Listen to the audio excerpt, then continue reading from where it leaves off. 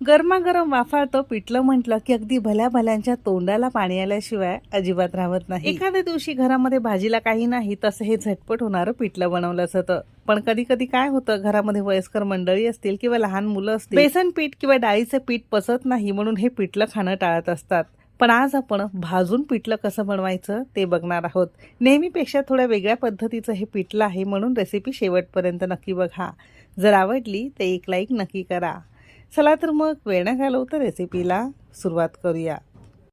पिठलं बनवण्यासाठी सगळ्यात पहिल्यांदा गॅसवर आपण एक कढई गरम करत ठेवलेली आहे। मेजरिंग कपने 1 कप आणि वजनी म्हणाल तर साधारणतः 150 ग्राम प्रमाणात डाळीचं पीठ घेतलंय। एक तर चणा डाळीचं पीठ घेऊ शकता किंवा मूग डाळीचं पीठ घेऊ शकता। ज्यांना जे पचायला हलकं जातं ते पीठ तुम्ही इथे वापरू शकता। बनवण्याची पद्धत सेमच आहे। जसं चणा डाळ आपण दळून आणतो त्याच पद्धतीने मुगाची डाळ सुद्धा आपल्याला गिरणीवरून दळून आणायची आहे। ज्यांना कुणाला चणा डाळीचे पदार्थ चालत नसतील तर मूग डाळीचं पीठ अगदी बेस्ट ऑप्शन आहे। इथे आपण चणा डाळीचं पीठ घेतलेलं आहे, जे पचायला थोडं जड जातं म्हणून आपण याला मस्त खरपूस भाजून घेणार आहोत, जेणेकरून पिठलं एक तर चवीला छान लागेल आणि पचायला सुद्धा हलकं जाईल। फक्त बेसन पीठ भाजत असताना गॅस आपल्याला कमीच ठेवायचा आहे। अगदी तळापासून ढवळत एक 5-6 मिनिटं आपल्याला मध्यम आचेवर भाजून घ्यायचं आहे। हलका हलका रंग बदलायला लागलेला आहे आणि यातून छान सुगंध यायला सुरुवात झालेला आहे।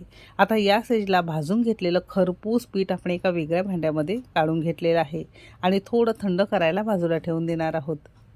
आता सेम कढईमध्ये पळीवर आपण तेल घेणार आहोत। तेल थोडं जास्त घ्या, कारण पिठलं चवीला अगदी छान लागतं। ज्यांना कोणाला तेल चालत नसेल तर साजूक तूप वापरलं तरी सुद्धा चालू शकेल। छान कडकडीत तेलावर अगदी पाव चमचा मोहरी मस्त फुलवून घेतलेली आहे। मोहरी चांगली फुलली, चटचटली म्हणजे खाताना ती कचकच लागत नाही। एक लाल सुकी मिरची, 8-10 कढीपत्त्याची पानं, एक मध्यम आकाराचा चौकोनीस पण थोड्या मोठ्या मोठ्या तुकड्यांमध्ये कांदा चिरून घेतलेला आहे। कांदा पिठल्याला नेहमीच थोडा मोठा मोठाच घालायचा आहे, म्हणजे दाताखाली यायला की छान लागतो। अगदीच बारीक बारीक चिरून घालायचा नाही। मध्यम आचेवर साधारणतः 1-2 मिनिटं चांगलं परतून घेतलेलं आहे। आता यामध्ये हिरवी मिरची लसणाचा एक ठेचा घालणार आहोत, तर त्यासाठी खलबत्ता घेतलेला आहे। खलबत्त्यामध्ये 5-6 हिरव्या मिरच्या घेतलेल्या आहे। हिरवी मिरची आवडीनुसार कमी अधिक करू शकता।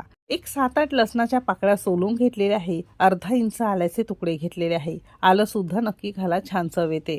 अगदी अर्धा चमचा साधं जिरं घेतलेलं आहे। अगदी पाव चमचा मीठ घालणार आहोत, जेणेकरून हे लवकर बारीक होईल। आता खलबत्त्यामध्ये थोडं मोठं मोठं आपण कुटून घेणार आहोत। तुम्हाला हवं असेल तर मिक्सरला करून घेतलं तरी सुद्धा चालू शकेल, पण खलबत्त्यात अगदी मिनिट 1.5 मिनिटात हे काम आपलं सोपं होतं। शिवाय असा हा मोठा मोठा ठेचा आपल्याला पिठल्यासाठी मिळतो। खातानाही मस्त लागतं आणि काम सुद्धा अगदी सोपं होतं। तर असा हा ठेचा साधारणतः 2 चमचे आपण यामध्ये घालणार आहोत। आवश्यकतेनुसार कमी अधिक करू शकता। आता हे सुद्धा साधारणतः